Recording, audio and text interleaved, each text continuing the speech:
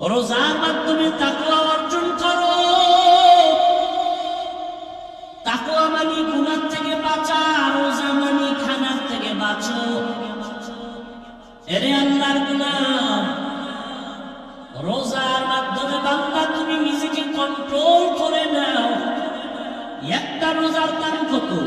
অন্য মাসে একটা নফল, রমজানে যদি ওই নফলটাই আদায় করো ফরজের সমান সওয়াব। আরো আস্তে করে বলেন। ওই রমজানে 10 আবার একটাই 70 করে বেড়ে যাবে। একটা রোজার দাম কত? মিশকাত শরীফের হাদিস, পয়গম্বর বলেন জন্মগত একটা কাক হায়াতুল হায়ওয়ানে আছে, তার বছর শুরু উড়ে সামনে যায়, যাইতে যাইতে যাইতে যাইতে বুড়া হইয়া মরে গেছে। কত দূর গেল হিসাব মিলাও, কম্পিউটার ফেল। নবীজি বলেন এই ঘটনাটা গত রোজায় বলছিলাম। ওই যে মুনাফিক, অন্তর পচা আলেমের দুশমন, এটা নিয়ে বহু সমালোচনা করছে, অথচ বুঝলো না যে ঘটনাটা আমি হাদিস থেকে শুনেছি। এদের আলেমরাও যে এত মূর্খ যে একবারও বলে নাই এই ঘটনা নিয়ে পারাপারি করা হলো, এটা তো হাদিসেই আছে।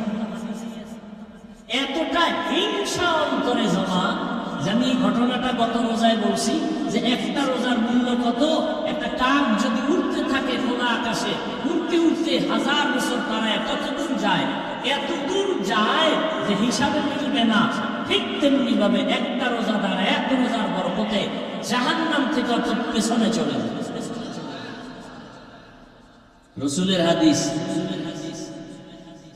ওই যে মূর্খ, এটা নিয়ে সমালোচনা গত রমজানে তোলপাড় সমালোচনা করছে। আল্লাহ হেদায়েত না দিলে করার কি যে বললাম কপাল।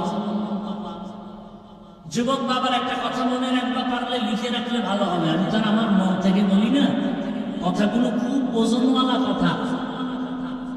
তুমি মনে করিও না যে আমি বলি দেখা ওজন কম। কথা অনেক গবেষকদের নির্যাস কথা। সেটা কি জানো? আল্লাহ যদি কারো কপাল পুড়ে দেন, কথাটা লিখে রাখবা যুবক বাবারা, পায়ে হাত রেখে বলছি, এ ব্রতের জন্য বলছি, কাউকে ছোট করার জন্য। আল্লাহ যদি কারো কপাল পুড়ে দেন, তার প্রথম পরিচয় সে ওলামায়ে কেরামের বিরুদ্ধে নেমে যাবে। এটা প্রথম পরিচয়, আল্লাহর কপাল পুড়ে দিয়েছেন। এটাই প্রথম পরিচয়। আলেমদের বিরোধিতা করাই হলো প্রথম পরিচয়, কপাল পুড়ে গেছে। ওরা কপালে আর জোড়া লাগবে না। এবার তোমার লাইনে যদি ভালো আলেম থাকে, জিগাই হাফিজ সাহেব এই কথাটা যে বললো, এটা কি বানায় বললো না আছে?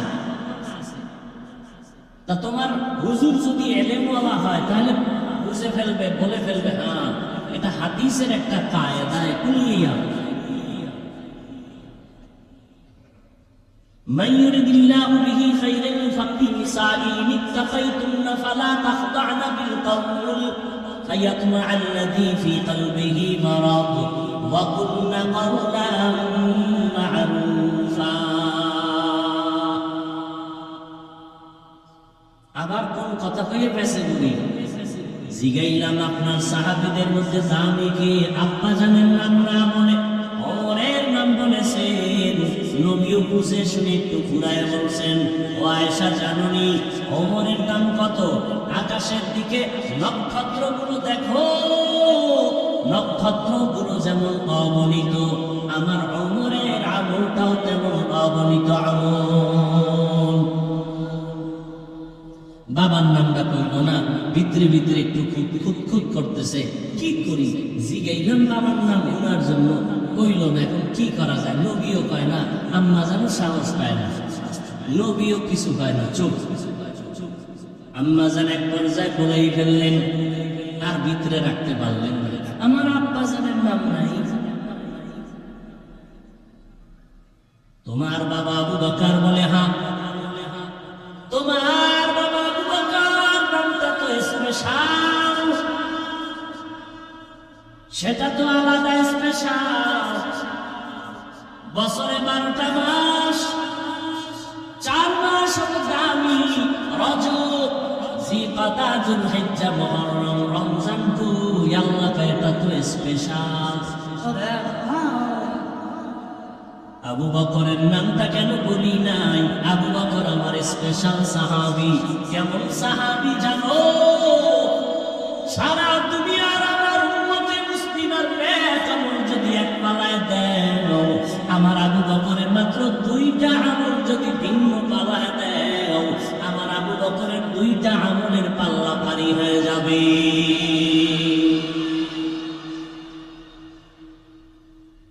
সেই সাহাবায়ে কেরামদের বিরুদ্ধে যদি কেউ কথা বলে, খোদার কসম এর মতো ভণ্ড পৃথিবীতে কেউ না। সাহাবায়ে কেরামদের বিরুদ্ধে যারা লেখবে, যারা বলবে, তারা ভণ্ড। এদেরকে যারা ভণ্ড মানে না, তারাও ভণ্ড। সাহাবায়ে কেরামের দাম কত এ নিয়ে ভিন্ন আলোচনা। এক কথায় বলবো, সমস্ত সাহাবায়ে কেরাম জান্নাতে। বলেন সব সাহাবায়ে কেরাম? নাম্বার 2, সমস্ত সাহাবায়ে কেরাম উম্মতের মডেল, আদর্শ, স্কেল। পুরা দুনিয়ার উম্মতের ঈমানের স্কেল হলো সাহাবায়ে কেরামের ঈমান।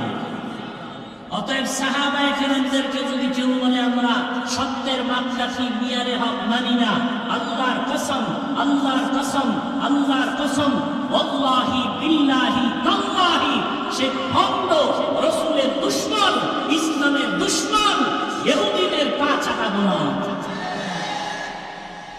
এদেরকে যারা ভণ্ড বলবে না, তারাও ভণ্ড। এবার আমি 1 মিনিট সময় দিলাম, আমার কলিজার থেকে মহব্বতে বলছি, নিজের স্বার্থে বলি নাই। 1 মিনিট সময় দিলাম। জান্নাতি কোন মুমিন দিল চায় জান্নাতে যাবা, কোন প্রশ্ন যদি এই ক্ষেত্রে থাকে না। দুশমনের সাথে কোনোদিন আঘাত করা যাবে না। সে আমার বাবা হলো, রাসূলের দুশমন, সে আমার দুশমন, ঠিক না? আমি আমার আব্বাকে মানি যদি আমার আব্বা আমার রাসূলকে মানে। আমি আমার পীরকে মানি যদি আমার পীর আমার রাসূলকে মানে। যে মানে না বিষয় তাকে আমি মানি না। মানি তারে ফিডার বেয়াদবি করবো, দরকার নাই। আমার দরকার কি? আমার আল্লাহ আছে না, এত টেনশনের কি আছে? কি আপনারা বলেন তো, এই জমিনের মধ্যে ওয়াজ মাহফিল কম না বেশি? আগের তুলনায় মাদ্রাসা কম না বেশি? দেওবন্দি কওমি মাদ্রাসা কমছে না, বাড়ছে? আচ্ছা, তাবলীগ, সত্য কথা বলতে বলছি কিন্তু আপনি মানেন না মানেন সেটা মেনে। তাবলীগ কমছে না বাড়ছে? চরমনাই বলেন, উজানি বাড়ছে? আপনি বিরোধিতার ফল কই? আজীবন বিরোধিতা করলেন, ফলাফল তো একটা দরকার। কি ফল পাইলেন এই 50 বছরে? আমার একজন জিজ্ঞে বাড়লো কেন? আমি বললাম দুশমনের বিরোধিতার কারণে বাড়ছে। আবু জাহিল্লা মক্কায় ঘুরে আনকায় মুহাম্মদের কাছে যাবি না পাগল। যারা মোটেও যাইতো না, এরা এত শুনলাম হঠাৎ করে পাগল কেন দেখতে যায়? দেখতে গিয়ে কালেমা করে মুসলমান। চরমনাইকে যদি আরো বাড়াইতে চাও তো আরো বিরোধিতা করো। তাবলীগ যদি আরো বাড়াইতে চাও তো আরো বিরোধিতা করো। কওমি মাদ্রাসা যদি বাড়াবার চিন্তা থাকে তো বিরোধিতা চালাও, আরো বাড়বে। কেমন বাড়বে? প্রত্যেকটা বাংলার ঘর হবে এক একটা কওমি মাদ্রাসা ইনশাআল্লাহ। আল্লাহ হেদায়েত দান করুন। এবার আসেন আর একটা প্রশ্ন করি, সত্য উত্তর দিবেন।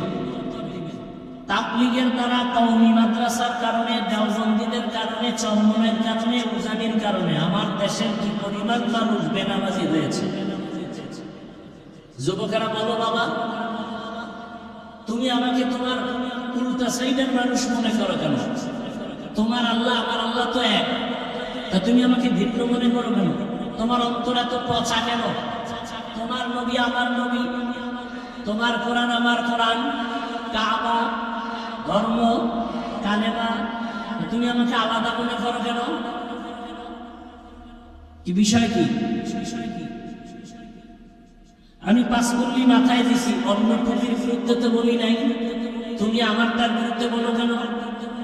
আমি কওমি মাদ্রাসায় পড়ি, কই আলিয়ার বিরুদ্ধে তো বলি নাই, স্কুল কলেজের বিরুদ্ধে তো বলি নাই, তুমি কওমির বিরুদ্ধে লেখো কেন? আমি তাবলিগের লাইনের সন্তান, কই তুমি যারা তাবলিগ করে না তাদের তো গালি দেই নাই, তুমি তাবলিগওয়ালারে গালি দাও কেন? কি বিষয়টা কি? কি চাও তুমি? তোমার অন্তরের হালাত কি? তুমি 10টা গালি দাও, আমরা কি গালি জানি না? গালি শিখতে কিতাব লাগে নাই, এ তো ল্যাংটা অবস্থায় মুখস্থ করে ফেলছে, দুইয়া ফেলাইতে পারি, গালি দিয়া দেই না কেন? রসুলের আদর্শ লালন করি, রসুলের জীবনে কোনো গালি নেই। হ্যাঁ, দুই একটা বলি কখন? যখন দেখি উন্নতের উপরে হামলা চালাইতেছো ইমান ধ্বংস করার জন্য, তখন এদের ইমান হেফাজতের জন্য বলতেই হবে। তাও শালীনতার সাথে বলার চেষ্টা করি, এরপরও অজান্তে অশালীন কিছু হয়ে যায় নাকি, সেজন্য আল্লাহর কাছেও মাপ চাই, উন্নতের কাছেও মাপ চাই।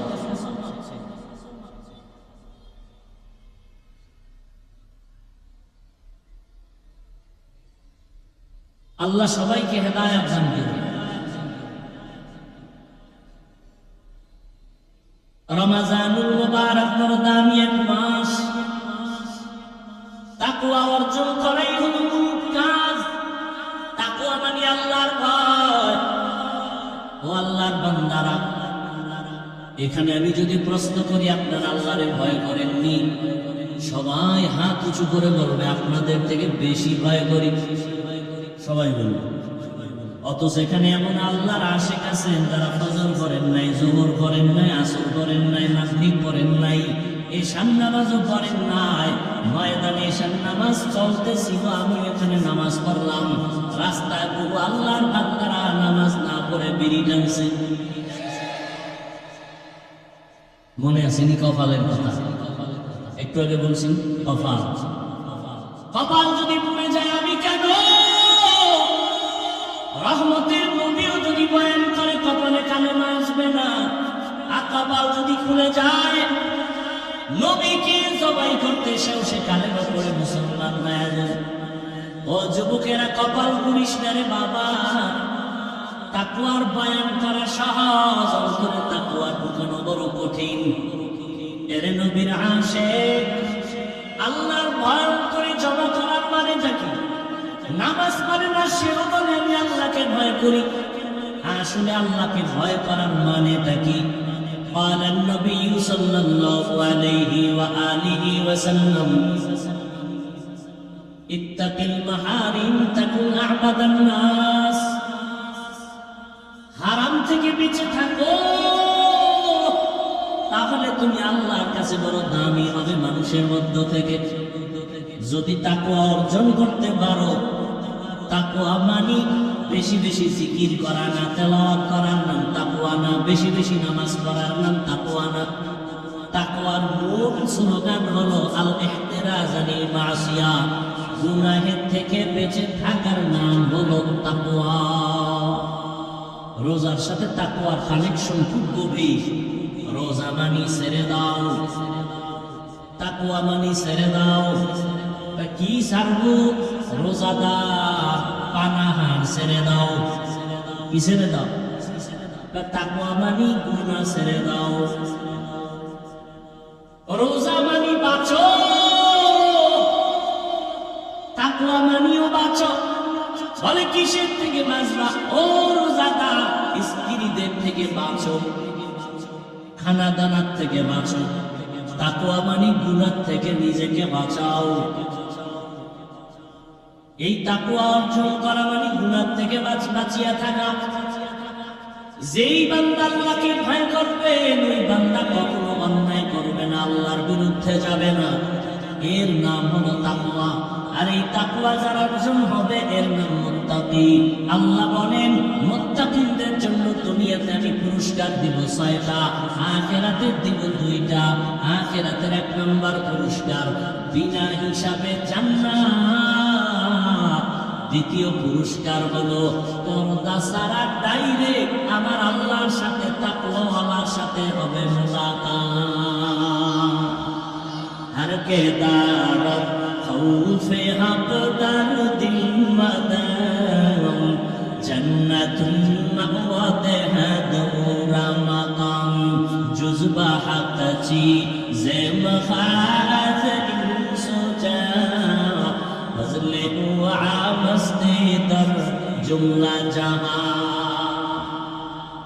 রোজার মাধ্যমে তাকওয়া অর্জন করো। তাকওয়া মানে গুনাহ থেকে বাঁচা, রোজা মানে খানার থেকে বাঁচো। এরে আল্লাহর গোলাম, রোজার মাধ্যমে বান্দা তুমি নিজেকে কন্ট্রোল করে নাও। একটা রোজার দাম কত? অন্য মাসে একটা নফল, রমজানে যদি ওই নফলটাই আদায় করো ফরজের সমান সওয়াব। আরো আস্তে করে বলুন। ওই রমজানে একে 10 আবার এক একটাই 70 করে বেড়ে যাবে। একটা রোজার দাম কত? মিশকাত শরীফের হাদিস পয়গম্বর বলেন, জন্মগত একটা কান, জন্ম থেকেই যদি কান, এই দেখেন, কি তোমাকে ব্যারাম কি?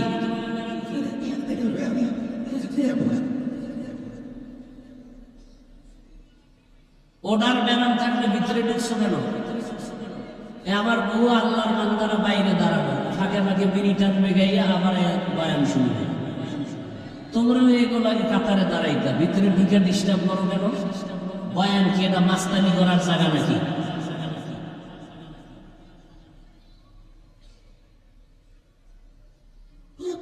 এই যে বয়ান করি আমরা বক্তারা, এই উসুলটা আজীবন মনে রাখবেন। একটা মূলনীতি বলে যায়, ছোট্ট কথা, আজীবন মনে রাখবেন। বক্তার বয়ান ভালো হওয়া না হওয়াটা সম্পূর্ণ নির্ভর করে শ্রোতাদের অন্তরের আকর্ষণ আর মহব্বতের উপর। বক্তার এলেমের হেডলে বয়ান হয় না।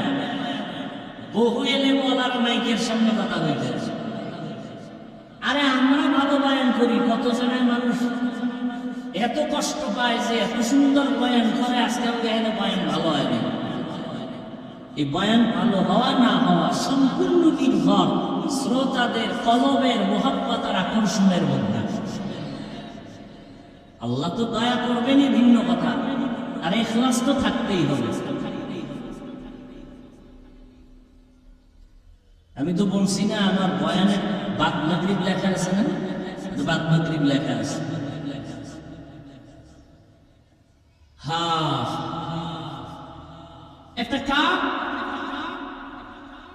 হায়াতুল হায়াওয়ানে আছে, উড়ন্ত পাখিদের মধ্যে কাকের হায়াত বেশি। কমপক্ষে 1000 বছরের থেকে বেশি ওরা বাঁচে। 13 বছর শুধু উড়ে উড়ে সামনে যায়, যাইতে যাইতে যাইতে যাইতে বুড়া হইয়া মরে গেছে। কত দূর গেল হিসাব মিলাও কম্পিউটার ফেল। নবীজি বলেন, এই ঘটনাটা গত রোজায় বলছিলাম। ওই যে মুনাফিক, অন্তর পচা, আলেমের দুশ্মন, এটা নিয়ে বহু সমালোচনা করছে, অথচ বুঝলো না যে ঘটনাটা আমি হাদিস থেকে শুনেছি। এদের আলেমরাও যে এত মূর্খ যে একবারও বলে নাই এই ঘটনা নিয়ে পারাপারি করো কেন, এটা তো হাদিসই আছে। এতটা হিংসা অন্তরে জমা যে আমি এই ঘটনাটা গত রোজায় বলছি যে একটা রোজার মূল্য কত। একটা কাক যদি উঠতে থাকে খোলা আকাশে, উঠতে উঠতে 1000 বছর পাড়ায় কত দূর যায়, এত দূর যায় যে হিসাব মিলবে না। ঠিক তেমনি ভাবে একটা রোজাদার এক রোজার বরকতে জাহান্নাম থেকে পেছনে চলে যায়। রসুলের হাদিস। ওই যে মূর্খ, এটা নিয়ে সমালোচনা গত রমজানে কলবার সমালোচনা করছে। আল্লাহ হেদায়াত না দিলে করার, ওই যে বললাম কপাল। যুবক বাবার একটা কথা মনে রাখবা, পারলে লিখে রাখলে ভালো হবে। আমি তার আমার মন থেকে বলি না, কথাগুলো খুব ওজনওয়ালা কথা। তুমি মনে করিল না যে আমি বলি দেখা ওজন কম, কথা অনেক গবেষকদের নির্যাস কথা। সেটা কি জানো? আল্লাহ যদি কারো কপাল পুড়ে দেন, কথাটা লিখে রাখবা যুবক বাবারা, পায়ে হাত রেখে বলছি, এতরাফের জন্য বলছি, কাউকে ছোট করার জন্য। আল্লাহ যদি কারো কপাল পুড়ে দেন, তার প্রথম পরিচয় সে ওলামায়ে কেরামের বিরুদ্ধে নেমে যাবে। এটা প্রথম পরিচয়, আল্লাহর কপাল পুড়ে দিয়েছেন। এটাই প্রথম পরিচয়, আলেমদের বিরোধিতা করাই হলো প্রথম পরিচয়, কপাল পুড়ে গেছে। ওরা কপালে আর জোড়া লাগবে না। এবার তোমার লাইনে যদি ভালো আলেম থাকে, জিগাই হাফিজ সাহেব এই কথাটা যে বললো, এটা কি বানায় বললো না আছে? তা তোমার হুজুর যদি এলেমওয়ালা হয়, তাহলে বুঝে ফেলবে, বলে ফেলবে, হ্যাঁ এটা হাদিসের একটা কায়দায় কুল্লিয়া। মান ইউরিদিল্লাহু বিহি খাইরান ইউফাক্কিহু ফিদ্দীন। হ্যাঁ,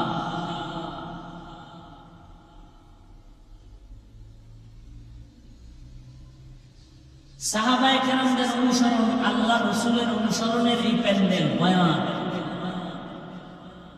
রহমতের নবী রোজা রাখতেন, শাবানে রোজা রাখতেন, আল্লাহর কাছে দোয়া করতেন। সবাই জানেন, অথচ করেন না, নামাজই করে না, দোয়া করবে কখন? আল্লাহুম্মা বারিক লানা ফি রাজাব ওয়া শাবান ওয়া বাল্লিগনা রমাদান। রমজানে রোজা রাখো, তাকওয়া অর্জন করো। এক মাসের রোজা সাধনা দিয়া বাকি 11 মাসটা টাইট করে নাও। যেমন আল্লাহ বুঝায় দেন, আসরের নামাজের পরে রোজাদারের পেটের মধ্যে এত প্রচন্ড ক্ষুধা, সামনে খানা রেডি, খাইতে পারে, খায় না কেন? সামনের প্লেটের শরবত, ইফতারি রেডি, আযানের বাকি আছে 20 মিনিট, প্রচন্ড পেটে ক্ষুধা, মনে হয় 10 জনের প্লেটের খানা একা টেনে খেয়ে ফেলবে। রোজাদারের ক্ষুধাও আছে, সামনে পানির পিপাসার পানিও আছে, এরপরও রোজাদার পানি পান করে না। কেন? পানিটা হারাম। পানি হারাম না, বরং আল্লাহর বিধানে পানি যদিও হালাল, এখন এই মুহূর্তে পানি পান করা হারাম। কেন? তুমি রোজা রাখছো আল্লাহর জন্য, আল্লাহর ভয়ে, এটাই তুমি সাধনা করো বাকি 11 মাস। হালাল খানাটাও সামনে আসছে, কেন খাই না? আল্লাহর বিধানে হালাল না। আল্লাহর বিধানে হালাল হবে সূর্য অস্তমিত হওয়ার পর। 11 মাস এই সাধনা করতে থাকো। ক্ষুধা আছে, খানাও সামনে আসবে, খাইও না, আগে যাচাই করবা এই খানাটা আল্লাহর বিধানে হালাল নাকি হারাম। এই চিন্তা যদি করতি, জীবনে মদের বোতল নিয়ে তোরাইতি না। 2 নম্বরে রোজার সাধনা দিয়ে শিক্ষা গ্রহণ করো। ও বড় লোকেরা, গরিব, তুমি দিনে একটা রোজা রাইখে কেমন লাগতেছে তোমার ক্ষুধার কষ্ট? তুমি এটা নিয়ে 11 মাসের চিন্তা করো। যারা 5 মাস না খাইয়া ডাস্টবিনে পড়ে থাকে, ওদের কষ্টটা কেমন, গরিবের ক্ষুধার কষ্ট কেমন? রোজার মাস রোজা রাইখা এই গরিবের কষ্ট বুঝে বুঝে বুঝে বুঝে গরিবের হক আদায় করার চেষ্টা করো। এর নাম হলো সিয়াম সাধনা। কত কষ্ট করেছিলেন ইয়াতীম নবী রমজানে, ইবাদতে রাত কাটিয়ে দিতেন, কি হবে উম্মত বিনে। কত কষ্ট করেছিলেন ইয়াতীম নবী রমজানে, ইবাদতে রাত কাটিয়ে দিতেন, কি হবে উম্মত বিনে। আমরা তো সেই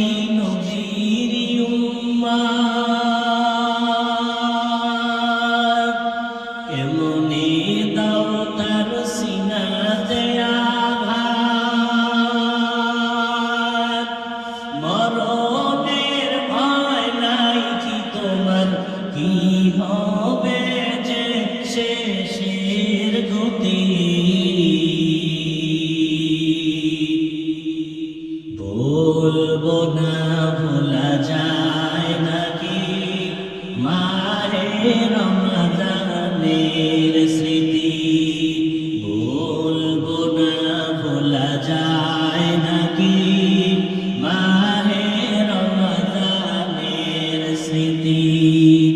এ মাসের কত ফজিলত জানো কি মুসলিম জাতি,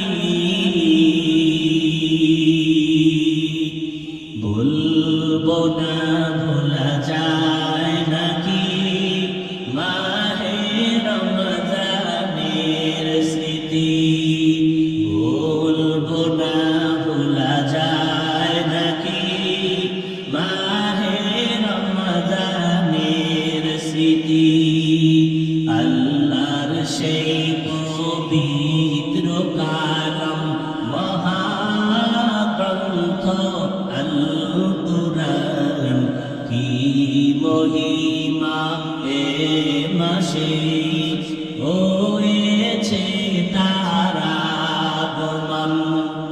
আল্লাহর সেই পবিত্র কালাম মহাগ্রন্থ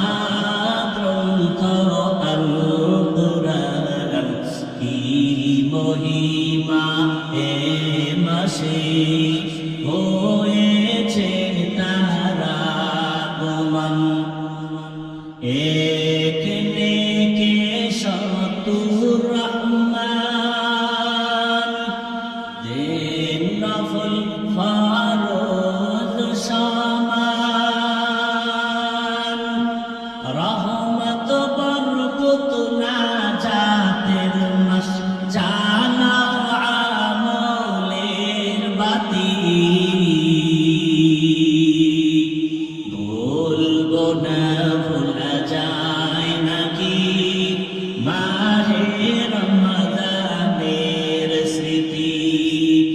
এ মাসের কত ফজিলত জানো কি মুসলিম জাতি,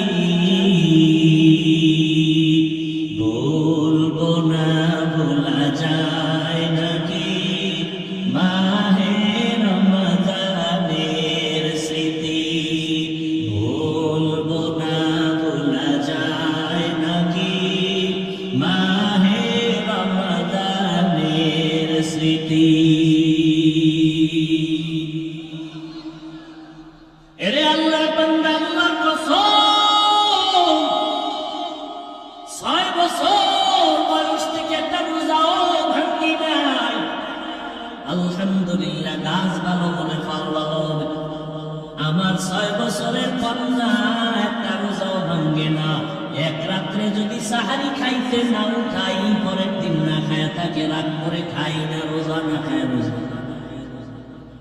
এরে যুবক, রোজাটা শুধু আখিরাতের সওয়াব শুধু তাই না, গুগলে সার্চ দিয়ে দেন, সারা রাত মোবাইলটা দিয়া দরজা জানালা বন্ধ করে গুনাহ করে কাটাইলি রে বাবা। ওরে আমার মাওলার ভয় কি তোমার অন্তরে নাই? এমন একটা দিন নাই যুবকের লাশের খবর নাই, ঘুমের বিছানায় যুবকের লাশ। মাত্র কয়েকদিন আগের খবর, মা মারা গেছে, ইটালি থেকে সন্তান খবর পাইয়া টাকা আনছে, মায়ের দাফন করবে, জানাজা পড়াবে। এয়ারপোর্টে এক ভাই আগাই আনতে গেল, মায়ের লাশ দেখতে রওনা। নরসিংদী রোডে আইসা মাত্র কয়েকদিন আগে অ্যাক্সিডেন্ট হইয়া যে আগাই আনতে গেল সেও নাই, যুবক ছেলেটাও মারা গেল। মায়ের লাশ দেখার কপাল আর হলো না। মায়ের লাশ দেখতে গিয়া নিজেই লাশ হয়ে গেল। এই যে ঢাকাতে আগুন লাগিয়া কত মানুষ চলিয়া গেল, একই ফ্যামিলির 5টা মানুষ নাই। ও বাবা, কিসের বাহাদুরি করো?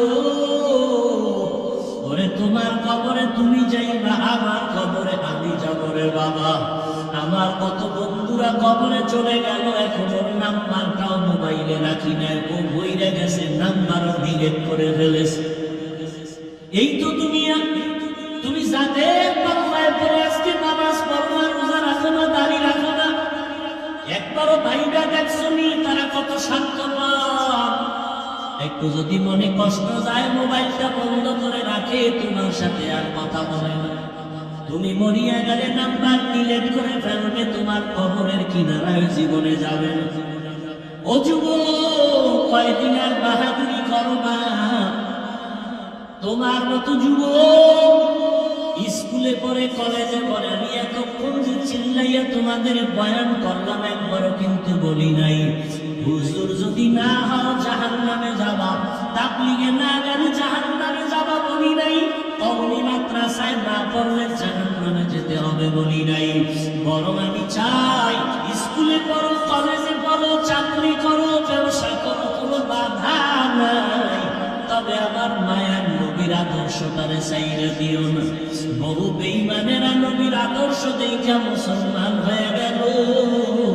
আজকে তোমার কি হলো যে নবীর আদর্শের মালা গলায় লাগাতে পারো? ও যুবক বাবা, তোমার মতো যুবক স্কুল কলেজে পড়িয়াও 5 বেলার নামাজ পড়ে জবাব দেওয়া আছে না নাই? তুমি কেন পারবা না? কপাল কি পুড়িয়া গেল নাকি রে যুবক? তোমার মতো যুবক রাস্তায় গাড়ি চালায়, এক বেলার নামাজও বাদ দেয় না। তোমার মতো কত সন্তান নদীর মধ্যে মাছ ধরে, নামাজ ছাড়ে না, কৃষি কাজ করে, গামছা বিছায় নামাজ পড়ে, নামাজ ছাড়ে না, ব্যবসা করে, চাকরি করে, লেবার পুলিশ বিডিআরের চাকরি করে, নামাজ ছাড়ে না। মনটার একটু প্রশ্ন করো, তুমি কেন পারবা না রে বাবা? আমার মাওলার কোরআনটা কি মিথ্যা মনে করেছো? তাহলে একটা প্রমাণ বের করে দাও। একটা ভুল যদি এখনো বের করে দিতে পারো কোরআনের, আমি এখন দাড়িটা কেটে ফেলবো, আল্লাহর বিরুদ্ধে রাস্তায় নেমে স্লোগান দিব পেনশন দায়ী লাগাইয়া। কিন্তু তুমি কেন ১,৫০০ বছর একজনে একটা ভুল কোরআন থেকে বের করতে পারে নাই? ও আল্লাহর বান্দারা, কিয়ামত পর্যন্ত ভুল বের করতে পারবে না। ওই কোরআনের মধ্যে জান্নাত জাহান্নামের বয়ান আসেনি? আছে। আমার নবী বলেন, ইন্না আরসালনাকা শাহিদান ওয়া মুবাশশিরান ওয়া নাযীরা। ও নবী, আমি আপনাকে কেমন পাঠাইছি আপনি বলে দেন। আল্লাহ আমারে পাঠাইছেন, আমি একদিকে তোমাদের জন্য সাক্ষী, অপরদিকে আমি বাশীর সুসংবাদ দিব, নাযীর আমি ভয় প্রদর্শন করব। কিসের সুসংবাদ? নেক আমল করো, সুসংবাদ জান্নাত। গুনাহ যদি করো, সতর্কবাণী তোমার জন্য জাহান্নাম। আল্লাহর বান্দারা, আজকে অনেক মাওলানার জবানে শুনছি, আল্লাহ মাফ করে দিন, আমি আলেমের বিরুদ্ধে কখনো কথা বলি নাই, বলতে চাই না। তুই একটা যদি বলেও থাকি, আল্লাহ মাফ করেন। কারণ ওলামাদের উপরে উম্মতের আকীদার মুহাব্বত যদি নষ্ট হয়, উম্মত জান্নাতের ঠিকানা পাবে কোথায়? ওলামায়ে কেরাম ছাড়া তো জান্নাতের ঠিকানা পাওয়া যাবে না। যদি খুঁজো জাহান্নাম ছাড়া উপায় নাই। এর নবীরা আসে, কিছু মাওলানার জবানে কোথাও আমি শুনে বড় হতভম্ব, আমি বিস্মিত হয়ে গেলাম যে তারা বলে জাহান্নামের বয়ান কেন করে, আর কি কোনো বয়ান নেই। অথচ আমি চিন্তা করে দেখলাম আল্লাহর কোরআনের পৃষ্ঠায় পৃষ্ঠায় জাহান্নামের বয়ান, জান্নাতের বয়ান, তাকওয়ার বয়ান, আখিরাতের বয়ান। কারণটা কি? এর একমাত্র কারণ, জান্নাত জাহান্নামের বয়ান যদি না থাকে, এই জগতের মানুষের লাইনে রাখা যাবে না। এই মানুষ জীবনে আল্লাহর পথে আসবে না, নবীর তরিকা মানবে না।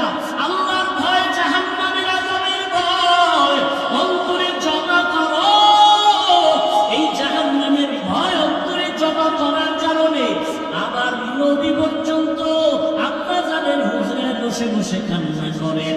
আবু বকর নামাজে দাঁড়ায় সারা রাত কান্নার আওয়াজ। মালিকের আদালতে আমি কেমনে দাঁড়াইয়া হিসাব দেব? জান্নাতের টিকিট হাতে পাইয়া আবু বকরের চোখের পানি, জান্নাতের টিকিট হাতে পাইয়া ওমরের চোখের পানি, জান্নাতের সুসংবাদ পাইয়া ওসমানের কান্না, কান্না করে করে বেহুশ।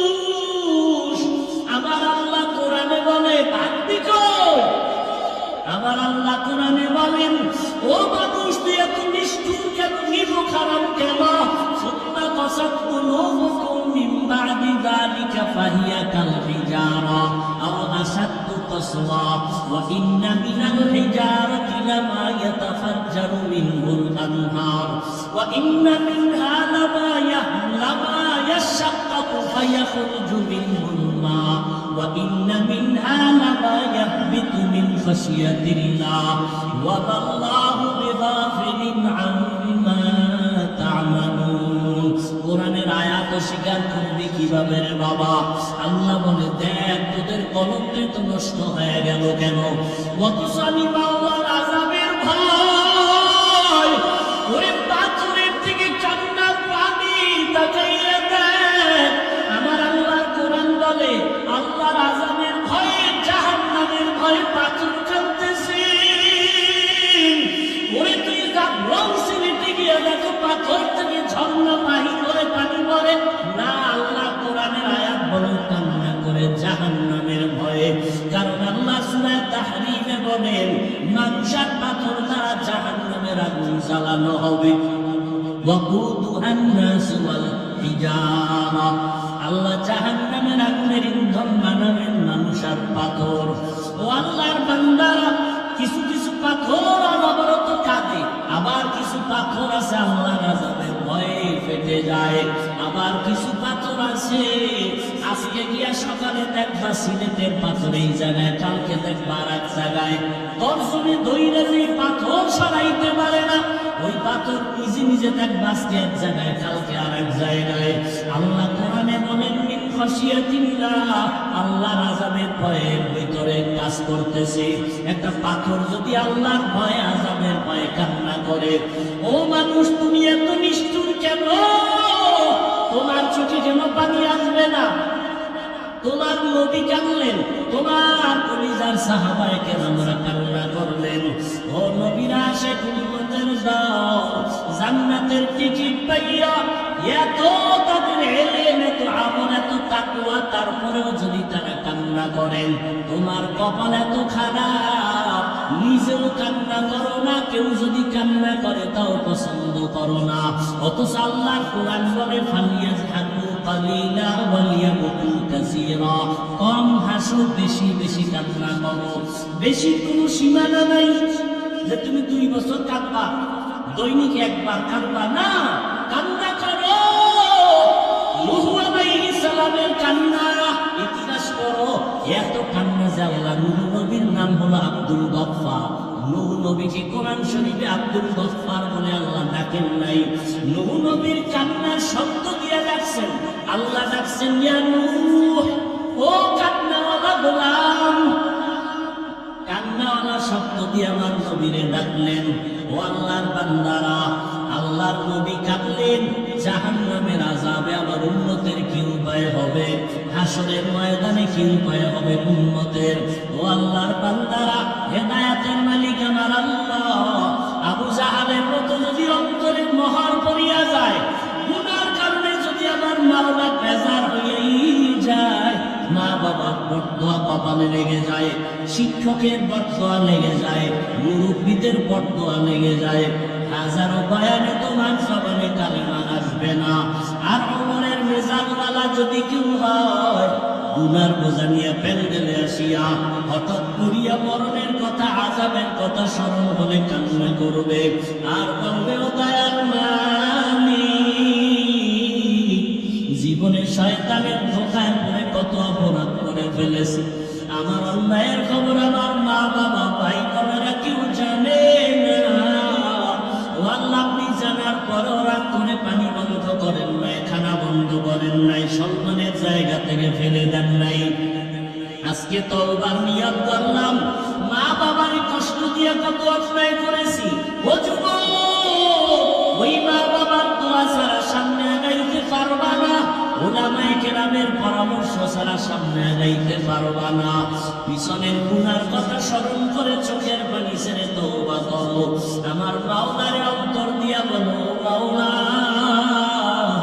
জীবনে তো গুনাহ কম করি নাই, আজকে থেকে তওবার নিয়ত করে ফেললাম, কোন দিন মরণ হবে জানা নাই, আর নামাজ ছাড়বো না, মাদ্রাসা ভাঙবো না, উলামায়ে কেরামের বিরোধিতা করে গুনাহগার হব না, মা বাবার দোয়া নিয়ে চলবো, নবীর তরিকা মানিয়ে চলবো। তোমার আমার মতো যুবক যদি নবীর তরিকা মানিয়ে স্কুল কলেজে পড়তে পারে, তুমি কেন পারবা না? তোমার মতো যুবক যদি নবীর আদর্শ মেনে নামাজ পড়ে গাড়ি চালায়, তুমি কেন পারবা না? তোমার মতো যুবক যদি চাকরি করে, ব্যবসা করে, নবীর তরিকা মানিয়ে, তুমি কেন পারবা না? আল্লাহর কাছে হেদায়েত চাও ও আল্লাহর বান্দারা। জাহান্নামের ভয়ে কতজনের চোখে পানি, মোনাজাতে কত বান্দা কাঁদে, তোমার চোখে পানি নেই কেন? তুমি মনের বুঝাইও তোমার উপরে আমার আল্লাহ বেজার, এই কারণে তোমার চোখে পানি নাই। চোখের পানি ছাড়া জাহান্নামের আগুন ঠান্ডা করার কোনো কায়দাই নাই। অতএব চোখের পানি ছেড়ে আল্লাহকে ডাকিও, কাঁদিও। নবীজি বলেন, এক ফোঁটা চোখের পানি যদি কেউ কান্না করে, জাহান্নামের ভয় ফেলে দাও, জাহান্নামের আগুন তার জন্য হারাম হয়ে যাবে। আল্লাহর কাছে তওবা করে নাও রে যুবক, ও বৃদ্ধ বাবাজি, পর্দার আড়ালের মা বোনেরা, আল্লাহর কাছে তওবা করেন। মরিয়া গেলে যাব, হায়াতের মালিক, রিজিকের মালিক আমার আল্লাহ, আর নামাজ ছাড়বা না রে বাবা। অন্তর থেকে তওবা করো, মরিয়া গেল আর দাড়ি কাটবা না, বেপরদায় চলবা না, মা বাবারে কষ্ট দিবা না, রমজানের রোজা ভাঙবা না, একটা রোজাও ছাড়বা না। এখন থেকেই তৈরি হয়ে যাও। রোগ থাকলে আমার আল্লাহরে বলো, আল্লাহ রোজার বরকত আমারে সুস্থ করিয়া দিও, একটা ফরজ রোজাও আমি ভাঙবো না। আল্লাহর কাছে তওবা করে নাও, মা বাবার দোয়া নিয়ে চলবা, কখনো মা বাবারে কষ্ট দিবা না, শিক্ষকের সাথে বেয়াদবি করবা না, কপাল পুড়িয়া যাবে। যদি অন্যায় করে থাকো ক্ষমা চাও, মা বাবার কাছে গিয়া ক্ষমা চাইও, মাকে গিয়া বলিও, মা কত কথা বলে তোমাকে কষ্ট দিয়েছি, তুমি কষ্ট পেয়েছো, আজকে তুমি আমারে মাফ করে দাও।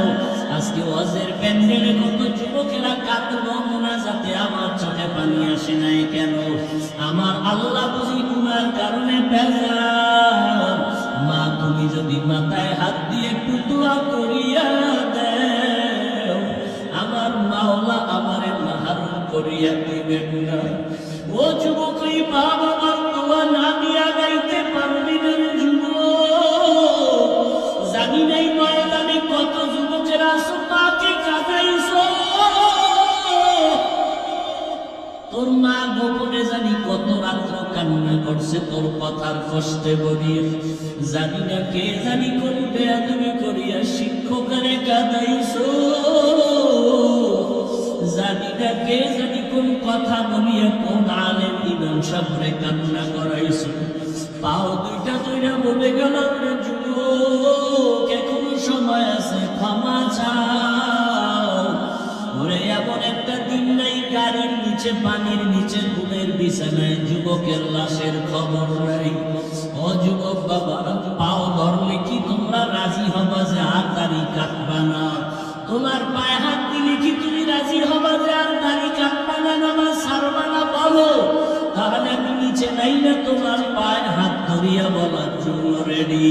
তোমার পায়ে হাত রেখে বলবো, দুনিয়ার কষ্ট কষ্ট না বাবা, গুনাহ নিয়ে কবরে গেলে জাহান্নামের আগুন, ওই দুই পার্শ্বের মাটির চাপ কেমনে সহ্য করবি যুবক? একটা মশার কামড় সইতে পারো না, ফ্যানের বাতাস সারা রাতের বেলা ঘুমাইতে পারো না, গরম। ওরে দুনিয়ার গরম থেকে জাহান্নামের আগুনের গরম আরো কত কঠিন। ওরে ঢাকাতে হোটেলের মধ্যে দেখো নাই কত পরশুদিন কত মানুষ পুড়িয়া গেল, পানিতে ডুবিয়া মরার থেকেও যে কত কষ্ট। ওই আগুন যখন লাগছে, দেখছে তাকায় তাকায় তার হাত পুড়ে যায়, তাকাইয়া দেখছে তার পা পুড়ে যায়, তাকাইয়া তাকাইয়া দেখছে তার চেহারা কষ্টগুলো আগুনে পুড়ে পুড়ে পইরা যাইতেছে। ও বাবা, আগুনের পোড়া যে কত কঠিন, আগুনের গরম সহ্য করা যায় না রে বাবা। পায়ে ধরে বলি, জীবনে কত অন্যায় করলি,